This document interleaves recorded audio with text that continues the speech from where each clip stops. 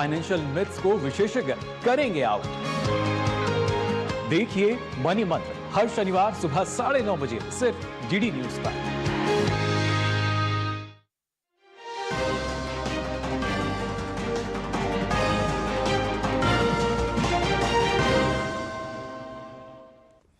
नमस्कार, DD news पर आप देखना शुरू कर चुके हैं समाचारों का बुलेटिन। मैं हूं लाल चंद्र सिंह। देखेंगे देश और दुनिया की तमाम बड़ी खबरें, लेकिन सबसे पहले इस समय की हेडलाइंस। दिल्ली विधानसभा में आयोजित ऑल इंडिया स्पीकर्स कॉन्फ्रेंस में अमित शाह ने कहा, राजनीतिक हितों के लिए संसद विधानसभा में ना हो गतिरोध, और बताया कि हमने 80 सालों में लोकतंत्र की नींव को और अधिक किया मजबूत। बिहार की राजधानी पटना में भाजपा की प्रेस वार्ता। भाजपा ने कांग्रेस नेता राहुल गांधी और आरजेडी नेता तेजस्वी यादव को लताड़ा। कहा, राहुल गांधी तेजस्वी यादव बताएं, क्या मरे हुए लोगों को वोट देने दिया जाए?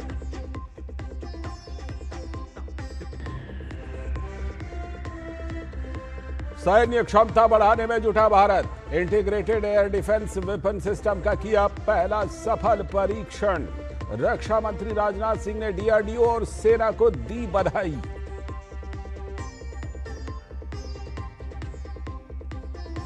राजस्थान के कई जिलों में मूसलाधार बारिश। कोटा बूंदी में बाढ़ जैसे हालात। राहत बचाव में सेना का MI-17 हेलीकॉप्टर तैनात।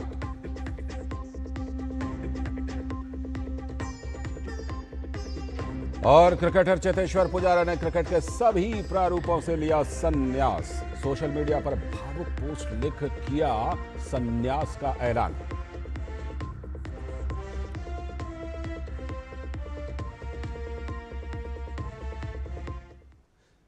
हेडलाइंस के बाद अब खबरें विस्तार से। केंद्रीय गृह मंत्री अमित शाह दिल्ली विधानसभा में आयोजित ऑल इंडिया स्पीकर्स कॉन्फ्रेंस में शामिल हुए। इस दौरान अमित शाह ने विट्ठल भाई पटेल की मूर्ति पर श्रद्धा सुमन अर्पित किए।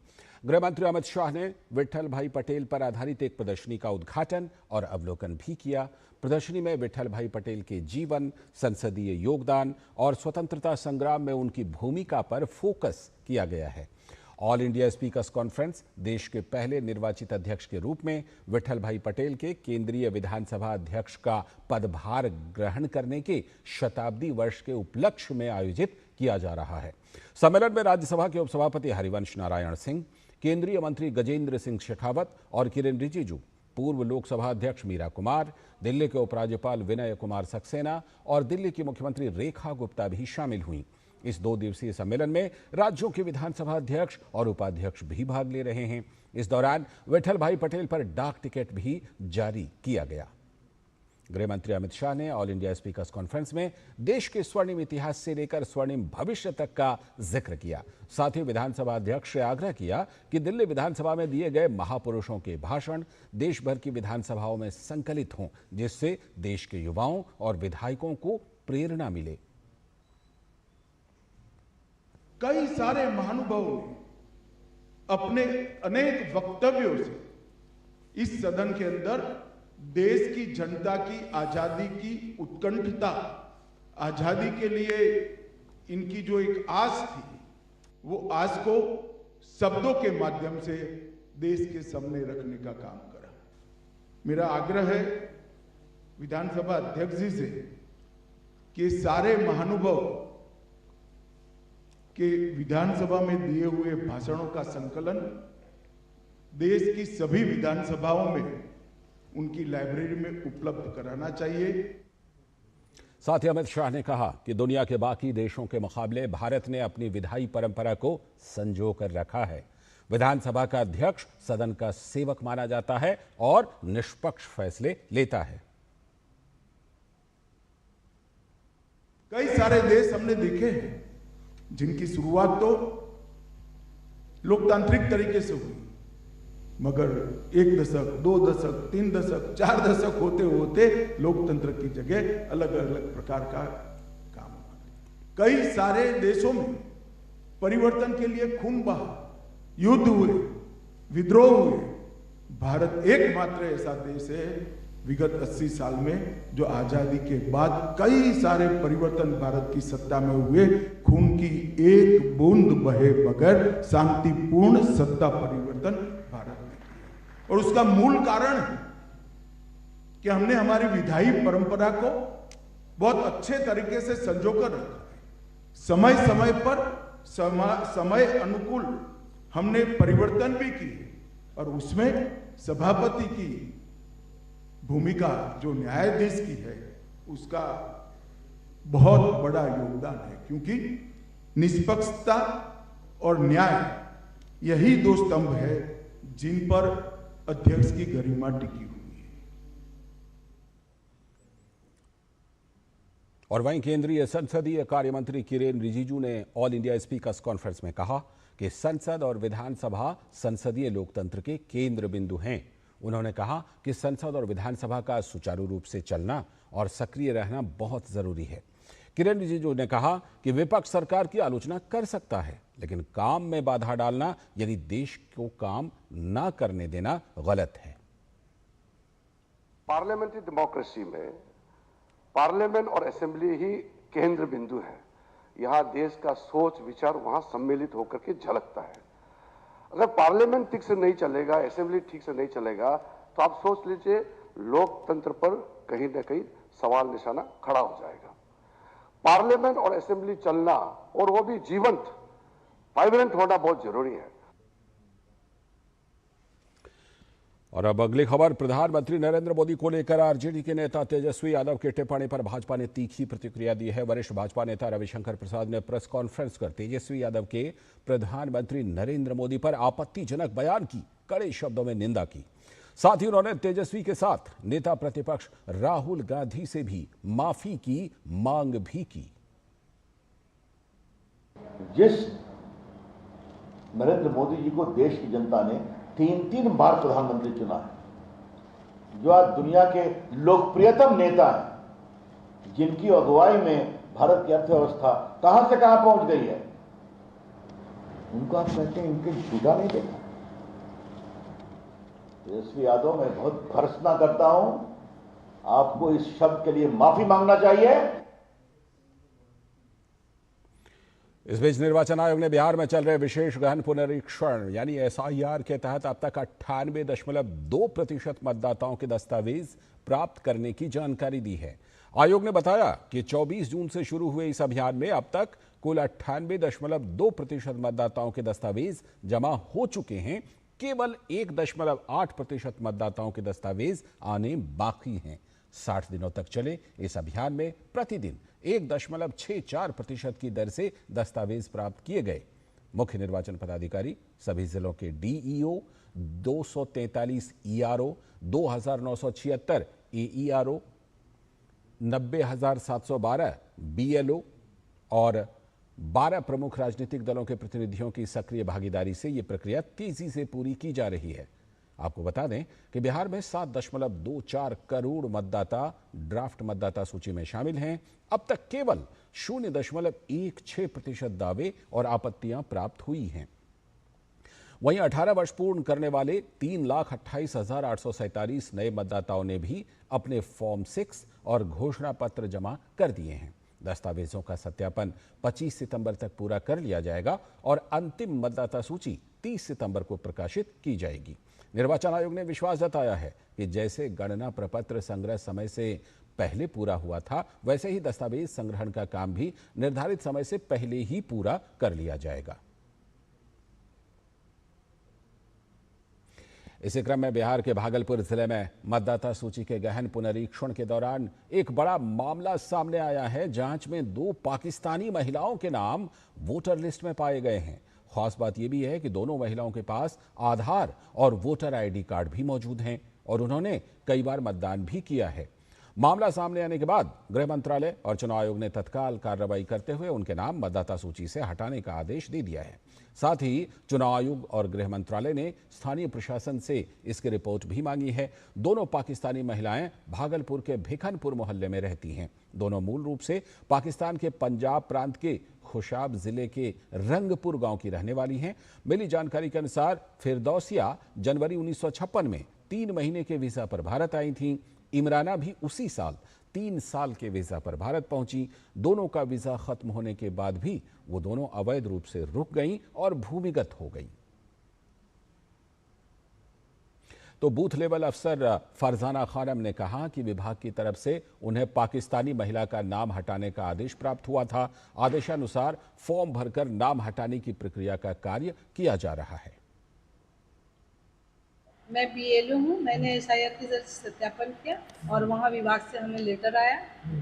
वो लेटर के जरिए ही मैंने सत्यापन किया तो देखा कि ये, और विभाग के जरिए ही हमको वो पासपोर्ट वीज़ा नंबर आया, उसके ही जरिए उसके नाम हमको हटाने की अनुशंसा के लिए।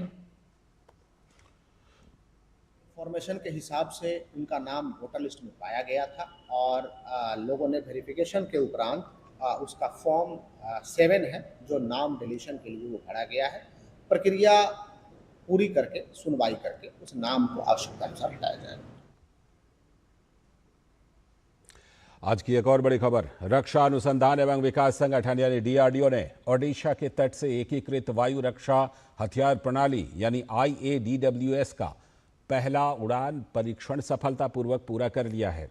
आपको बता दें कि IADWS एक बहुस्तरीय वायु रक्षा प्रणाली है जिसमें सभी स्वदेशी त्वरित प्रतिक्रिया सतह से हवा में मार करने वाली मिसाइल QRSAM, उन्नत अति लघु दूरी वायु रक्षा प्रणाली VSHORADS मिसाइलें और एक उच्च शक्ति लेजर आधारित निर्देशित ऊर्जा हथियार DEW शामिल हैं।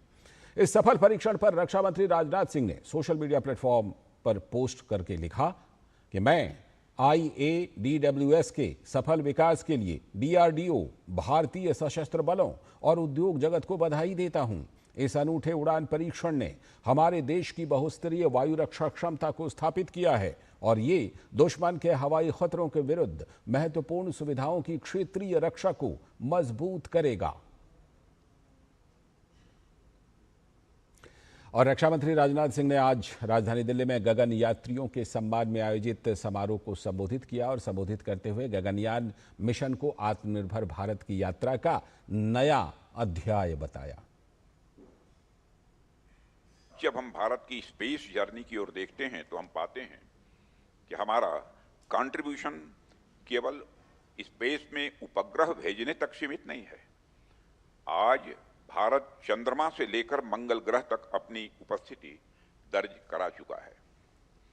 आज भारत गगनयान जैसे मिशंस के लिए भी पूरी तरह तैयार है। साथियों, मैं इसे केवल तकनीकी उपलब्धि के रूप में नहीं देखता, बल्कि आत्मनिर्भर भारत का वह नया अध्याय है जहां हम विश्व की बड़ी स्पेस पावर्स के बीच पूरे गर्व के साथ खड़े हो रहे हैं। और रक्षा मंत्री राजनाथ सिंह ने अंतरिक्ष यात्री शुभांशु शुक्ला की ऐतिहासिक उपलब्धि की सराहना की। उन्होंने कहा कि शुभांशु की यात्रा आने वाली पीढ़ियों को प्रेरणा देती रहेगी।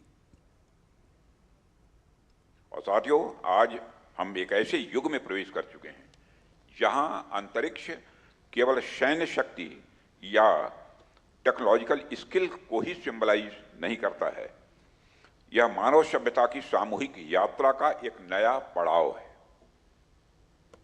भारत ने हमेशा विश्व को वसुधैव कुटुंबकम का संदेश दिया है, the whole world is a family.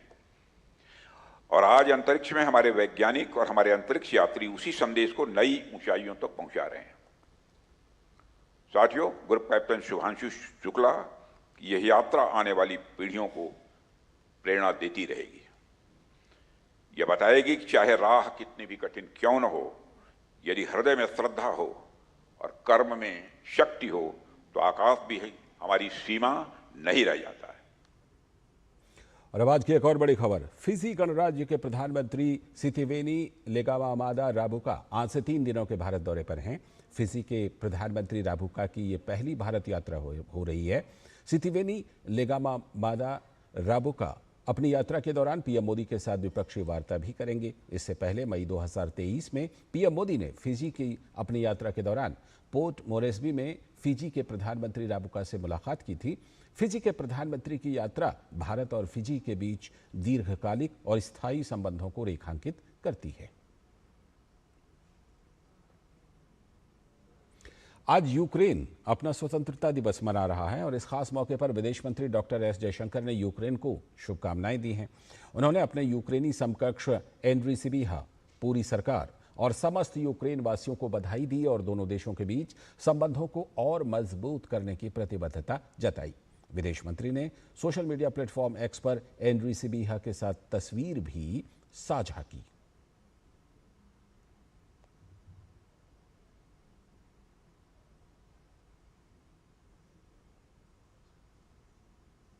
आगे की खबरों में थल सेना अध्यक्ष जनरल उपेंद्र द्विवेदी अल्जीरिया की आधिकारिक यात्रा पर रवाना हो गए हैं। थल सेनाध्यक्ष 28 अगस्त तक अल्जीरिया की यात्रा पर रहेंगे। यह यात्रा राष्ट्रपति द्रौपदी मुर्मू और चीफ ऑफ डिफेंस स्टाफ की हालिया यात्राओं के तुरंत बाद हो रही है। ऐसे में यह यात्रा भारत अल्जीरिया संबंधों को मजबूत करने के महत्व को रेखांकित करती है। इस यात्रा का उद्देश्य भारत और अल्जीरिया के बीच रक्षा और सुरक्षा संबंधों को मजबूत करना है। इसमें सेना से सेना सहयोग को बढ़ावा देना, क्षेत्रीय और वैश्विक सुरक्षा चुनौतियों पर दृष्टिकोण साझा करना और रक्षा औद्योगिक सहयोग के अवसरों की खोज करना शामिल है। इस यात्रा के दौरान जनरल द्विवेदी वरिष्ठ अल्जीरियाई नेतृत्व के साथ उच्च स्तरीय बैठकें करेंगे। इसमें राष्ट्रीय रक्षा मंत्री के प्रतिनिधि मंत्री और पीपल्स नेशनल आर्मी के chief of staff general Said Chanegriha शामिल हैं। थल सेना के commander lieutenant general Mustafa Smaili और अल्जीरिया में भारतीय राजदूत डॉक्टर स्वाति कुलकर्णी भी इस यात्रा में शामिल होंगी। थल सेनाध्यक्ष school of command and major staff, टेमेंट फॉस्ट, चर्चिल मिलिट्री अकादमी जैसे प्रमुख सैन्य संस्थानों का भी दौरा करेंगे और शहीद स्मारक पर श्रद्धांजलि अर्पित करेंगे। इस यात्रा से पहले भारतीय रक्षा उद्योगों ने 30 जुलाई से 1 अगस्त 2025 तक अल्जियर्स में आयोजित रक्षा संगोष्ठी में अपनी क्षमताओं का प्रदर्शन किया था, जिससे रक्षा उद्योग और प्रौद्योगिकी सहयोग की नींव रखी गई थी। सेना प्रमुख की इस यात्रा से दोनों देशों के बीच ऐतिहासिक संबंधों के और प्रगाढ़ होने और साझा सुरक्षा हितों, क्षेत्रीय स्थिरता और रक्षा सहयोग को बढ़ावा मिलने की उम्मीद है।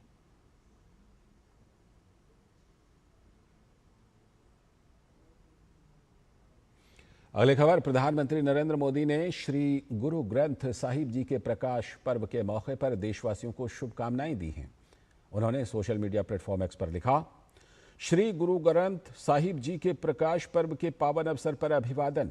श्री गुरु ग्रंथ साहिब जी की कालातीत शिक्षाएं दुनिया भर में जीवन को उजागर करती हैं, हमें करुणा, विनम्रता और सेवा के मूल्यों की याद दिलाती हैं। ये शिक्षाएं मानवता को एकता और सद्भाव की भावना को मजबूत करने के लिए प्रेरित करती हैं। आइए हम हमेशा श्री गुरु ग्रंथ साहिब जी द्वारा दिखाए गए ज्ञान के मार्ग पर चलें और एक बेहतर दुनिया बनाने का प्रयास करें।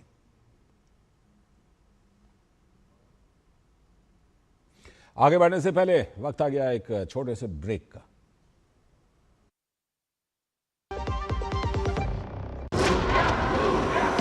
इसमें है फौलादी ताकत, ये कड़े इम्तिहानों से नहीं डरता, इसे सालों का तजुर्बा है। इसलिए मैं भी सूर्या पाइप्स का फैन हूँ। देश की तरक्की के सच्चे साथी। सूर्या है तो भरोसा है। मेरी पसंद, मेरी पसंद, मेरी पसंद, मेरी पसंद, हमारी पसंद, हम सबकी पसंद। मजबूत देश का मजबूत सरिया हो गया स्टील।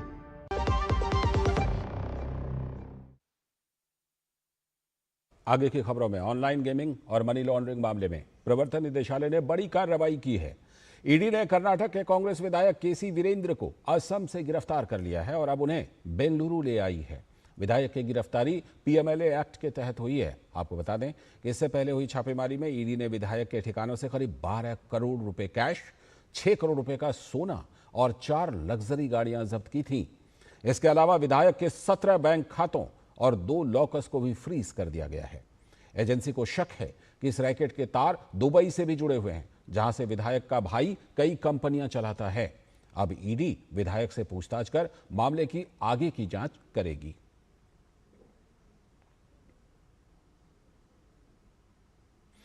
बात मौसम की मार की। राजस्थान में लगातार हो रही मूसलाधार बारिश ने जनजीवन को अस्त व्यस्त कर दिया है। जयपुर, कोटा, बूंदी, सवाई माधोपुर, झालावाड़, बारां और टोंक सहित कई जिलों में बाढ़ जैसे हालात बन गए हैं।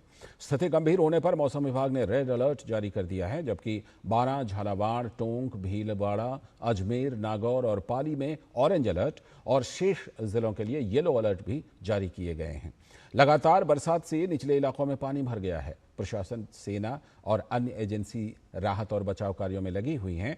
बारिश का दौर आज भी जारी है। कोटा और बूंदी जिलों में जलभराव और नदियों के उफान से कई गांव प्रभावित हुए हैं। कोटा और बूंदी जिलों में आज होने वाली RSCIT यानी Rajasthan state certificate in information technology परीक्षा स्थगित कर दी गई। बूंदी जिले के 6 और कोटा जिले के 1 परीक्षा केंद्र पर परीक्षा निरस्त करनी पड़ी। मौसम विभाग ने चेतावनी दी है कि अगले 24 घंटों में कोटा और बूंदी में और अधिक भारी बारिश हो सकती है। बारां, झालावाड़, टोंक, अजमेर, नागौर और पाली में भी भारी वर्षा की संभावना है। और एनडीआरएफ की टीम ने ऑपरेशन चलाकर कोटा और बूंदी के लखेरी नगर पालिका क्षेत्र में जल भराव के कारण फंसे हुए सभी 8 लोगों को बचा लिया। इनमें 3 बच्चे समेत 2 पुरुष और 3 महिलाएं शामिल थीं। इस दौरान कुछ पशुओं को भी रेस्क्यू किया गया। तो वहीं भारतीय वायुसेना भी कोटा और बूंदी क्षेत्र में आपातकालीन स्थिति के लिए तैनात है। सहायता के लिए एक Mi-17 विमान पहले ही उड़ान भर चुका है।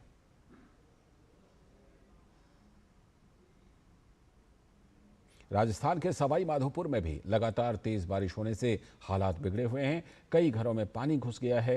सैकड़ों गांव जलमग्न होने के साथ राष्ट्रीय राजमार्ग और मेगा हाईवे सहित कई अन्य प्रमुख मार्ग भी अवरुद्ध हैं। स्थिति से निपटने के लिए एनडीआरएफ यानी राष्ट्रीय आपदा मोचन बल की विशेष टीमें तैनात हैं।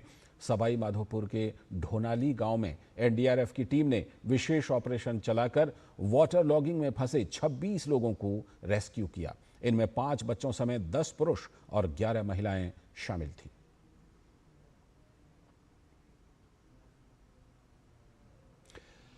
तो भारतीय सेना मानवता की सेवा के लिए किस तरह से तैनात रहती है, ये एक बार फिर ये बात सामने आई है। राजस्थान के बूंदी में बाढ़ प्रभावित क्षेत्र नैनवा और केशोराय पाटन में ग्रामीणों की सहायता के लिए बाढ़ राहत टुकड़ियां तैनात की गईं। अपने सोशल मीडिया प्लेटफॉर्म एक्स पर तस्वीरें पोस्ट करते हुए लिखा गया है कि आशा का संचार करते हुए, जीवन बचाते हुए हम ग्रामीणों के साथ खड़े हैं। ये भारतीय सेना का एक्स पर पोस्ट। अगली खबर, जम्मू और कश्मीर के भी कई इलाकों में तेज बारिश का येलो अलर्ट जारी कर दिया गया है। उधमपुर जिले के कुछ हिस्सों में बारिश हुई है। भारतीय मौसम विभाग ने जिले में रुक रुक कर भारी से लेकर बहुत भारी बारिश होने का अनुमान जताया था, जो सही साबित होता हुआ नजर आ रहा है। श्रीनगर में बूंदाबांदी देखी गई, तो वहीं किश्तवाड़ और डोडा में भी आज बारिश हुई।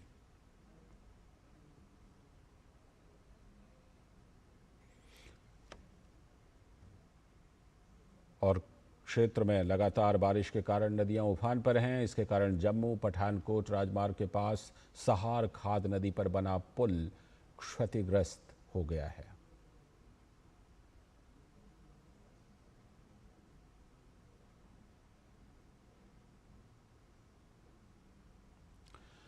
खबर उत्तराखंड से, जहां चमोली जिले के थराली में बादल फटने के बाद तबाही का मंजर है। मुख्यमंत्री पुष्कर सिंह धामी ने आज आपदा प्रभावित क्षेत्रों का दौरा कर प्रभावित परिवारों से मुलाकात की।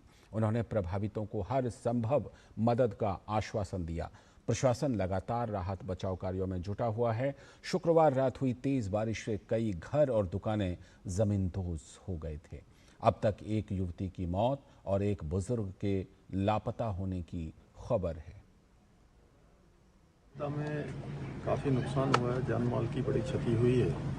रेल लाइनें भी ध्वस्त हुई हैं, सड़कें पूरी तरह से आपदा की चपेट में आ गई, मकान आ गए हैं, लोग आ गए हैं।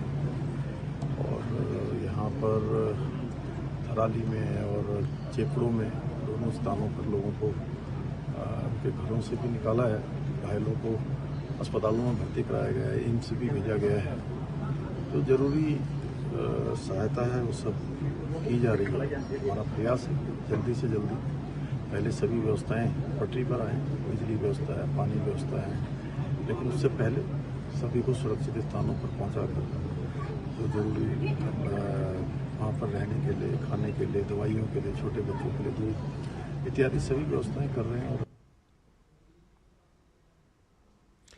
और अब हमारे खास सीरीज में बात करेंगे बदलते बिहार की। रोजगार की तलाश में गांव, जवार, खेत खलिहान और अपनों का साथ छूटना और पलायन कभी बिहार की नियति बन गई थी, लेकिन बीते कुछ सालों में परिस्थितियां बदली हैं। बदलते बिहार में अब ये अपने राज्य में ही रहकर न केवल पहले से बेहतर जीवन जी रहे हैं बल्कि दूसरों के लिए मिसाल भी कायम कर रहे हैं। आप देखिए बदलते बिहार की ये कहानी। हमें दीजिए अनुमति। नमस्कार।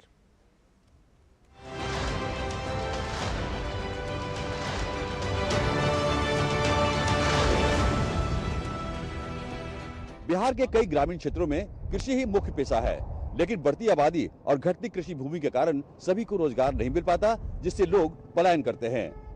आज का बिहार 25 साल पहले का बिहार नहीं है। यहाँ की डबल इंजन की सरकार ने उद्योग धंधे में रोजगार सृजित करने का अभियान चला रखा है। देखते हैं बात बिहार की इस स्पेशल सीरीज में कि कैसे बिहार के लोग दूसरे राज्यों से वापस आकर बिहार में अपने ही घर में रोजगार पाकर सुकून की जिंदगी जी रहे हैं। बिहार एक ऐसा समय था जब यहाँ के लाखों लोग रोजगार की तलाश में पंजाब, दिल्ली, महाराष्ट्र जैसे राज्यों का रुख करते थे। खेतों में मेहनत करने वाले हाथ, गांव के चौपाल पर बैठने वाले लोग मजबूरी में अपने घर परिवार को छोड़कर सैकड़ों किलोमीटर दूर निकल पड़ते थे। लेकिन अब तस्वीर बदल रही है। 2005 के बाद से यहाँ सिर्फ सरकार नहीं बदली, बदला है माहौल, बदला है भविष्य का भरोसा। रिपोर्ट्स बताती हैं कि 2001 से 2003 के बीच मजदूरों का लगातार राज्य से बाहर जाना आम बात थी, लेकिन 2006 से 2008 यानी बदलाव के शुरुआती सालों में मजदूरों का पलायन 26% तक घट गया।